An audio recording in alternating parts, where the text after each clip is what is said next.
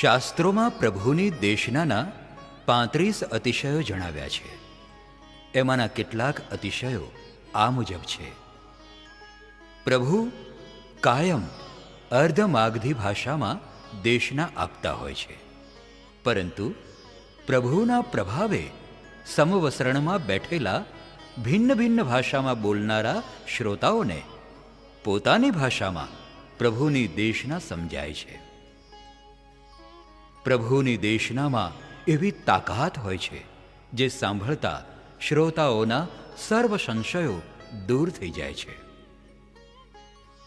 પ્રભુ માલકાંસ રાગમાં દેશના આપે છે, જેમાં દ્રાક્ષ, સાકર, શેરડી અને દિવ્ય અમૃત કરતાં પણ અનંત ગણી મીઠાશ હોય છે.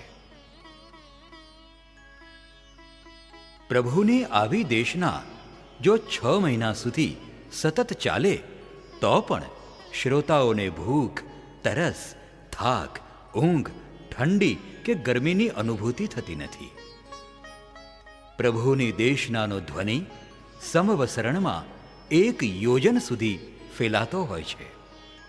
આ ધ્વનિને ફેલાવવામાં તેમજ પ્રભુના શબ્દોને વેણુ, વીણા વગેરેના સૂરની મિલાવટ વડે વધારે કર્ણપ્રિય બનાવવામાં દેવતાઓ દિવ્ય ધ્વનિ નામના પ્રાતિહાર્ય દ્વારા સહાયક બને છે.